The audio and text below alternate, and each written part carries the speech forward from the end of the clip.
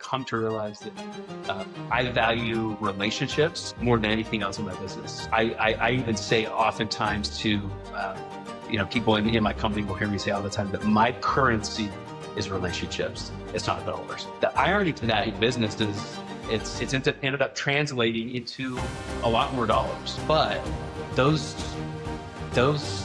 really don't differentiate me from anybody else. And quite frankly, money can make life easier, but it doesn't bring happiness, but relationships do. Today, I'm joined by Jesse Sitterud, a financial services professional known for taking a relationships-first approach in business.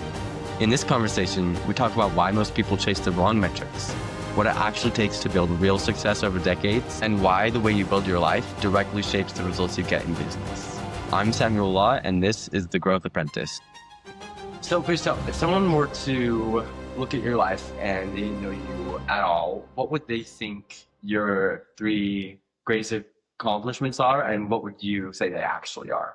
That's a really good question. I would say from the outside, the folks would probably say, the business that I've been able to create with some other great people. I would say, probably alongside that would potentially be, what would be perceived as financial success. And then third is, and obviously this is my wife's credit, but just this beautiful home we live in. It was kind of our dream home. If I were to say what I would say are my 3 greatest accomplishments, first it would be my family. That would probably be the top part of that would be talking my wife into marrying me. She's my greatest decision. So, but her and our 5 kids, that's my greatest accomplishment is the family that we've been able to create. Second would be, in my opinion, would be the contribution I've been able to make in building the church in Israel would be number 2. And then third, I think, would be the business that we've been able to create. Not only to give a great living to myself and partners, employees, just the benefit and the value that we've been able to bring to clients. Anyway, that's where I put those at. Yeah, it sounds like people are a big one in the impact you've been able to have on people. Why is that? You know what? I've come to know this. It took me a long time. At your age, I didn't realize this, and even 10 years into my business, I probably didn't realize this. But I've come to realize that I value relationships more than anything else in my business. I even say oftentimes to people in my company will hear me say all the time that my currency is relationships. It's not dollars. The irony to that in business is it's ended up translating into a lot more dollars, but those really don't differentiate me from anybody else. And quite frankly, money can make life easier, but it doesn't bring happiness, but relationships do. And so relationships are big for me. It's kind of what I chase in business and who I try to surround myself with and families. Anyway. Yeah. So you're talking about how, having that relationship first perspective has led you to have a lot more success in business. Yeah. Do you think that has to be authentic, or do you think that can be curated? Because I can see myself going in business and thinking, if I act better, if I put the relationship first, I will know that it's going to give me more returns. Yeah. I think it has to be authentic. Yeah. That's a great question. I definitely think that authenticity, 1, will always win out, and 2, it will always be sets, right, over time. That said, I do think there's a place for curating it and learning how to do that. Not everybody just is blessed with the ability to be good with relationships or to gel with people very quickly. That's what I've come to figure out over time. Is that's one of my gifts. There's a lot of things I'm not very good at, but one of the things I am is being able to get to a deep relationship very quickly. And that is a natural gift, but at the same time, there's things that I've learned about that. So I don't know that I love the phrase "fake it till you make it," but I think there's some truth in it. It's probably just better put a different way. But I think you can learn to try to value relationships, knowing that over time that will become authentic, and over time that will make you more effective and successful in business. Yeah. People talk about like conscious competence versus unconscious. And I think if you're not mastered one with that, then you are going to have to go into it consciously, doing certain things. Definitely. I think the key to that is just coming at it with the right motives. Yeah. right? And the right reason. But outside of that, yeah, absolutely. There's things that I'm not naturally gifted at that I have to work at, and I have a good motive for it, but I do have to work at it harder than I might have to at building relationships that just come a little bit more naturally for me. Yeah. So for people who that doesn't come naturally for them, what are some things you would recommend to them? Yeah. Number one, I would say just be curious about people. So when you are meeting people, either for the first time or maybe it's people you already know, take a greater interest in them. Ask them questions. Get to know about them. For me, I'm interested by people. I like to know what makes people tick. What are their values, and not just what are their values, but why? Why do they make decisions the way they make decisions? And so I think being curious, asking great questions. I think people have so much to teach us. Like this podcast for you, it's a great opportunity for you to learn from other people, to pick brains. And so your listeners are able to say, oh, I got this from this guy. And I didn't really like what he had to say, but I like this part, or I like this part. That's all because of human interaction and relationships. Yeah. Why do you think it is that being curious is such a common success trait? Because I see that a lot in successful individuals, is that they like people and that they appreciate people and it draws people towards them. Yeah, that's a good question. To be honest with you, I don't know that I've really backed off to think about an answer to that question, but right off the top of my head, I would say one, if you're curious, you're generally always growing. If you're curious, you will learn. And if you learn, you grow. And it's really easy when you're at a certain success level, or at least you're perceived by yourself or others to be a certain success level, that you just quit learning and you say, you know what, I'm there. Like none of us are actually ever there. Yeah. I've come to know that you're just not. And so I think being curious allows you to always be learning. I also think that it probably, in terms of it lending to success, is it keeps you humble, because you realize that there's a lot of stuff you don't know, and that certain people are a lot better at you than certain things, or have ideas that you've never thought of. And so I think those are two of the components of why maybe being curious would be a regularly found trait in those who have had success. Yeah. Yeah. So Bishop, could you walk me through, what was it from, you realized you wanted to start a business and you wanted to be financially free, to where you are now? What did that journey look like? Yeah. There's a lot of bumps in the road. And more than that, there were a lot of roads that I built that I realized, oh, you know what? That road was going the wrong spot. We got to rebuild it and get it over here. There's a better way to do it. But if I look back, one, I can't say that certainly at your age, but even in my early 20s, I didn't see myself going into the business I'm in now. There were some circumstances that led me there. I look back, I think it was Providence. I started working for a larger company, but very, very soon, a couple of years in, I realized, okay, I know what I don't know, but there's some things that I think I could do better.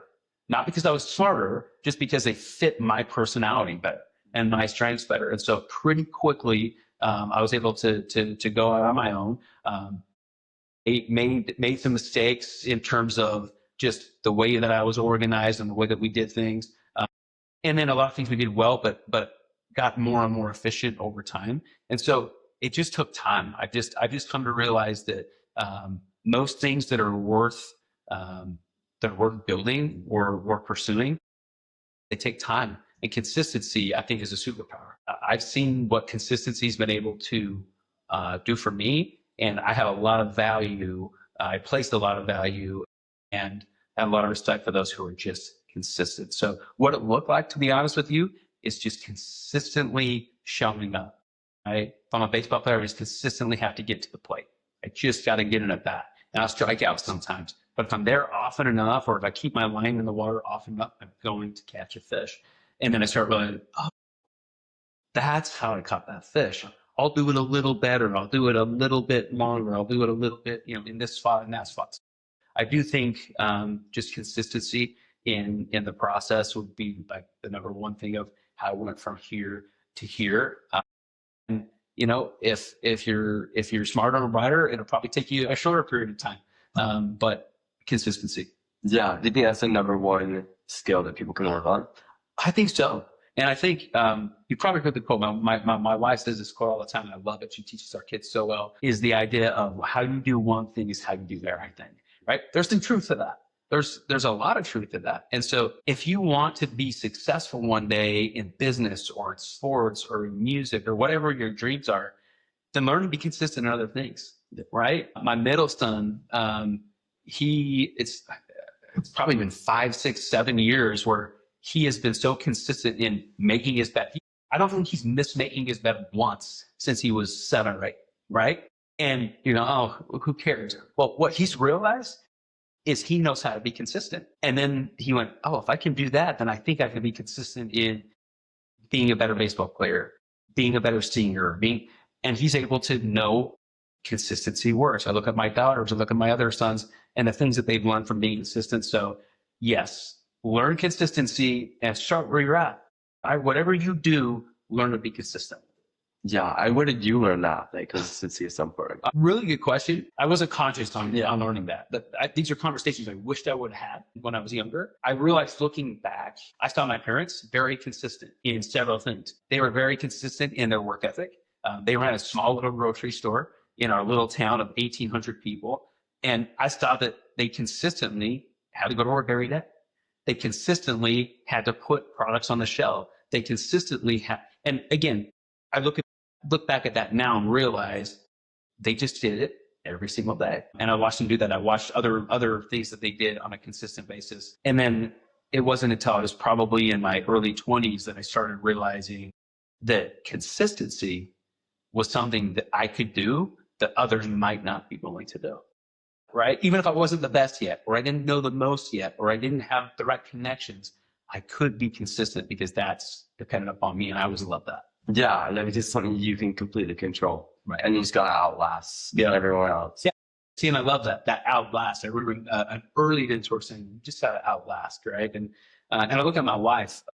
She's so consistent in so many areas in her life. I watched early on how consistent she would be in her workouts and taking care of her health, even when she didn't feel like it, right? Yeah. And having babies and having poor sleep and still saying, well, I'm still getting up at 5 to do my workout. I'm realizing, consistency, it matters, and it builds. It really gives you a lot of your feelings of self-worth, right? You keep commitments to yourself. Yeah. I think that's a big thing. Yeah.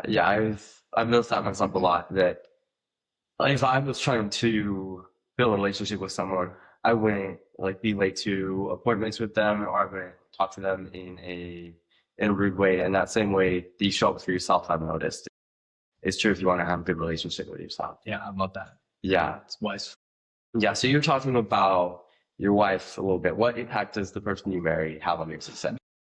I don't think there's a bigger impact. Yeah. I really don't. I don't think there's a bigger impact on your future success than the person you choose to marry.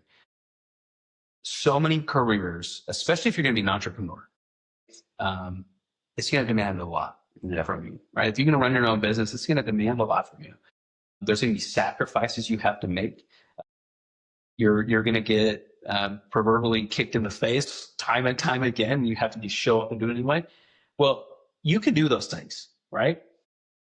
Could you do those things with a poor marriage? Probably. But it's only going to be that more miserable. If you got someone at home who's not only a cheerleader, right, but just believes in you, and you know that, you can draw so much strength from that. I always know that my wife believes in me, sometimes more than I believe in myself, is everything, right? It's like you have that tough day and you go, you know what? She thinks that I'm that guy, so I better go be that guy. Yeah. That's pretty cool. The other thing that I think is so great about choosing the right person to marry when it comes to your ability to be successful in the marketplace is when someone really truly loves you and you had a good relationship, they're willing to tell you the hard things. Yeah. Right? I've said this before, but I love that I'm in a spot with my wife that she'll tell me what I need to hear, not just what I want to hear. And she realizes, working in the industry I work in and in our business, I'm told all week, oh, you're great at this and you're special at this. And that feels good for my ego.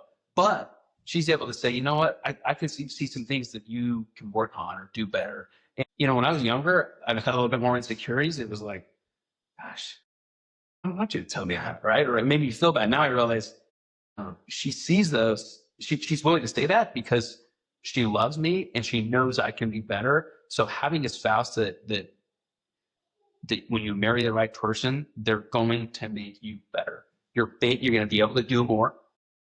You're going to have more joy doing it. And I just think life can be pretty hollow if you don't have someone to really share that with. Yeah. What did it take to build that honesty in the relationship where she could tell you something like that and you would take it well? Yeah, really good question. One, going back to what I said before, consistency. I'm grateful for her because she was consistent in being willing to give me that feedback. For me, it was just realizing that I needed to be mature enough to realize, wait a second, she loves me. She wouldn't be saying any of these things to hurt me. Yeah. Because she loves me. So why is she telling me these things? She's telling me these things because she sees more potential in me than I see, right? Just like you might see younger siblings who only know themselves as they are. And you might be able to see, yep, I know Joshua, but I can see what you can become, right? And you got to do it kindly, but you can help him do things a little bit better, be a little bit better. And in a spouse relationship, it's just that's an exponential thing. Yeah. What kind of steps do you think young men could be taking right now to prepare for when they eventually do get married? Yeah. And have a family? Such a good question, man. There are so many good answers, right? But one thing I would say that I look back and I did some of these things, but I wish I would have had more clarity on it is first and foremost, get to know yourself, who you are, and be the person that you want to be. It's going to be very hard. I think back to when I was 16, 17, 18. I think in particular about a really good friend of mine, right? I think it was insecurities now that I look back, but there was never a girl good enough for him in his eyes, right? And we see some of these girls, we're like, dude, she's beautiful, she's funny, she's nice. And he always has something like, something's wrong with this or that or the other, right? And again, it was probably just his insecurities. This said, what I came to realize is, how are we ever going to attract the spouse we want if we're not the kind of person that kind of person would be attracted to? Yeah. Right. So instead of saying, these are all the things that an amazing woman would have as qualities as my wife, back up and say, well, would that type of woman be attracted to me? And so what kind of person would I need to be to match up and be the equivalent to, or at least attractive to a person like that? And so being your best self, getting to know who you are, knowing what your weaknesses and your strengths are. You'll never have those strengths, right? You're not supposed to.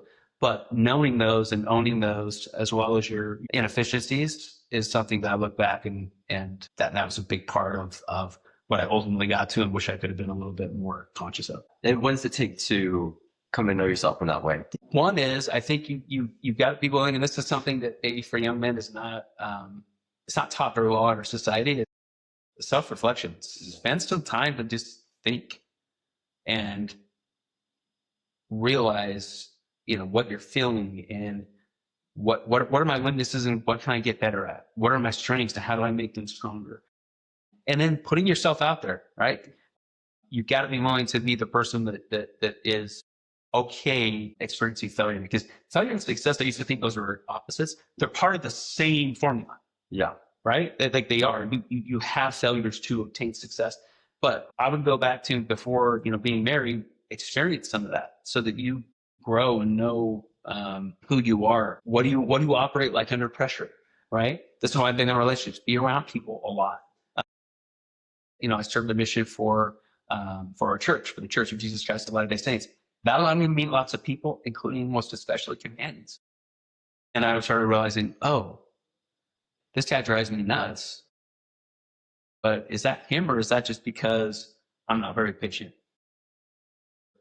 I allow things to bother me that shouldn't, or what have you, right?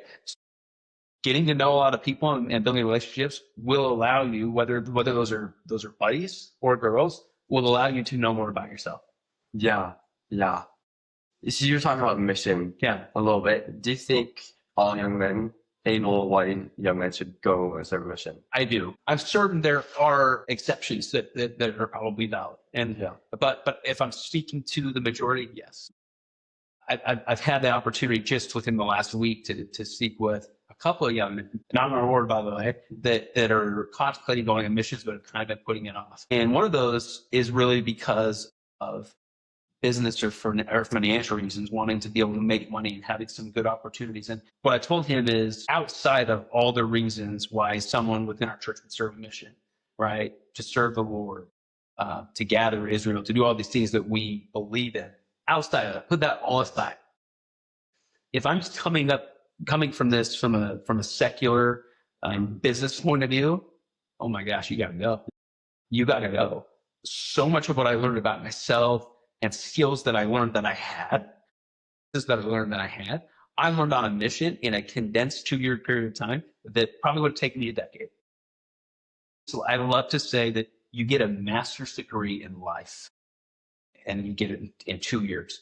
I learned pretty quickly when I was in the business world, when I was 25, that I had some of the life maturity and thinking and interaction skills that people a decade older than me were just getting. And not because I was more special, but because I had life experience that came to me because of a mission. Thoroughly believe that if you go serve a mission, you will be better in your career, period. Yeah. It absolutely made me better. I look back now and I go, man, I don't know if I ever would have learned that, or if I would have learned it fast enough. So I just think it expedites the opportunities for you to be successful in life and business and whatever by going on that mission. Yeah. Do you think two different people could get a lot more or a lot less out of the same mission? Yeah. Why is that? I was told really early on my mission by someone that is loved and respected that you will get out of your mission what you put into your mission. And I realized very quickly, if I want this, we hear the greatest 2 years. If you're a member of our church, you hear this is the greatest 2 years. I don't know that I agree with that based on perspective. I agree with it based on my experience. Yeah. And I absolutely believe that if anybody says this is going to be the greatest 2 years, you will make that the greatest 2 years based on the way that you approach it, your mindset, and what you put into it. If you go out there going, this is going to be really hard. This is going to be, it's going to be really hard, right? You're going to self-manifest. How else is going to be anything else, right? And so, yes, two people going into it, very different experiences based on how they approach it. But you go in there saying, you know what? I'm going to love this. I'm going to make the best of this. I'm going to grow.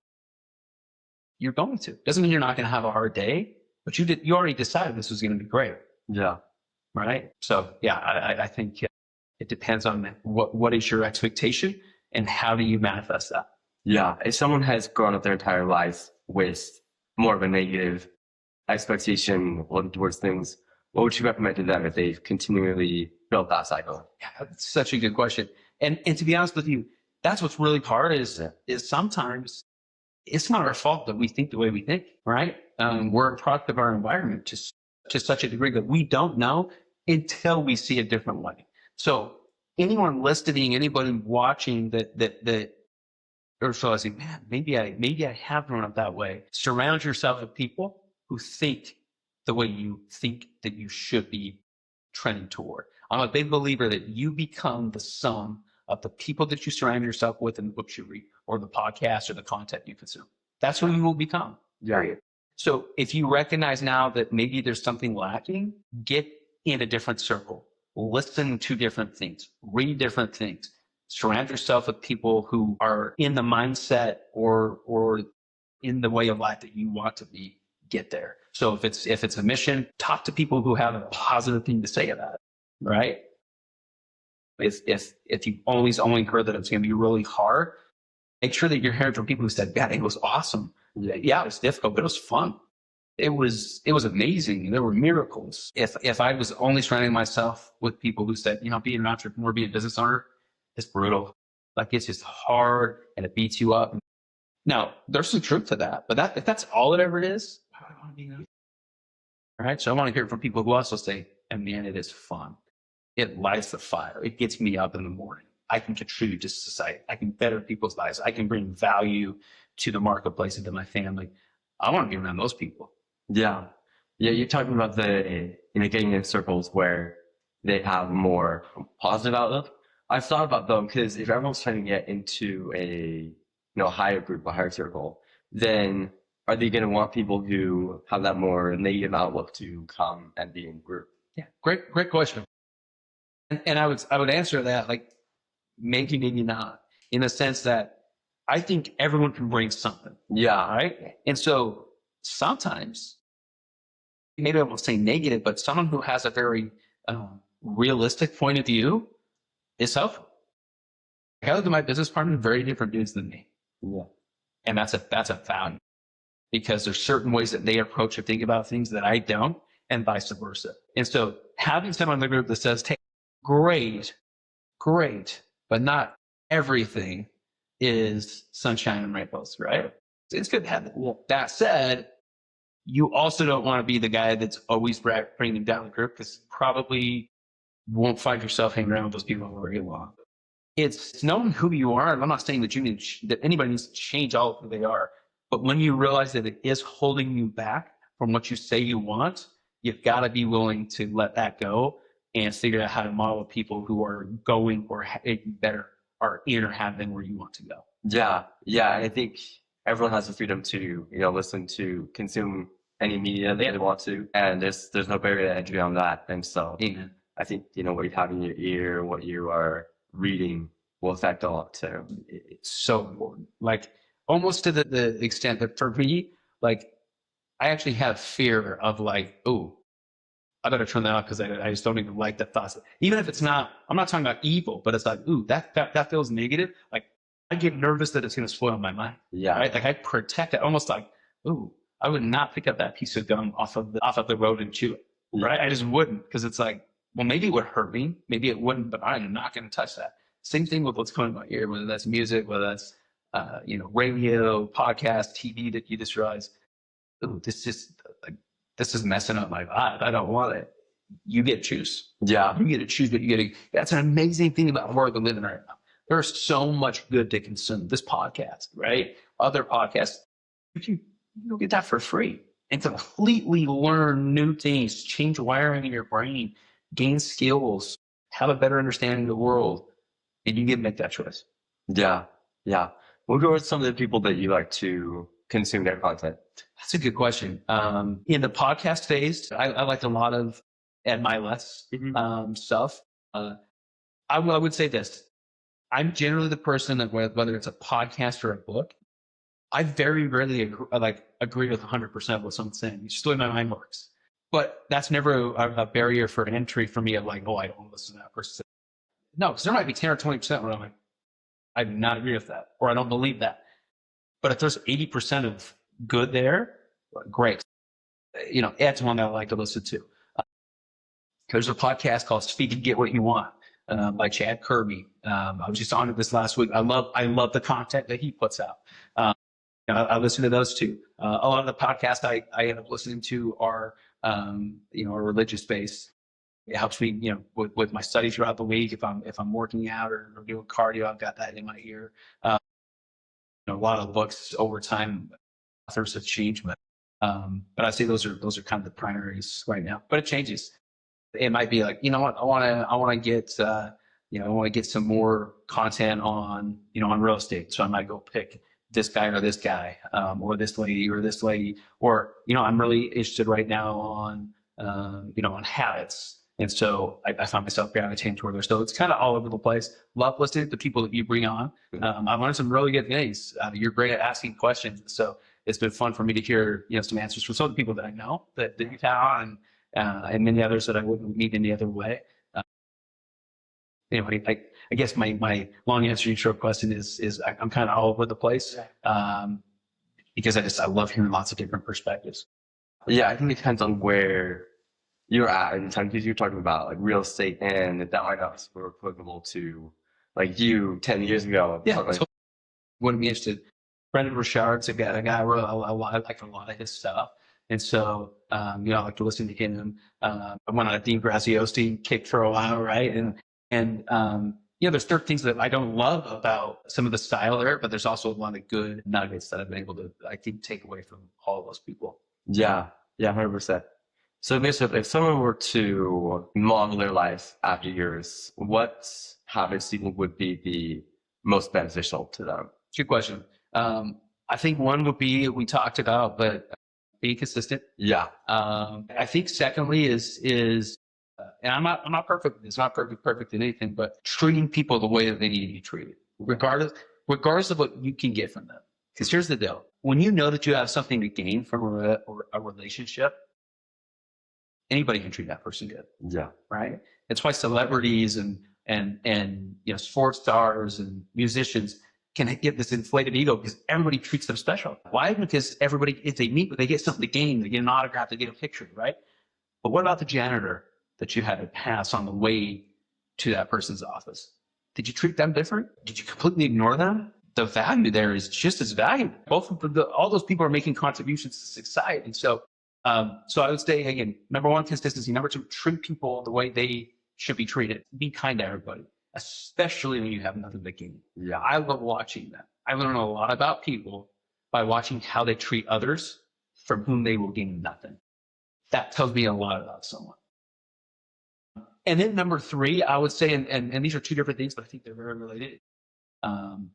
Being trustworthy and having integrity.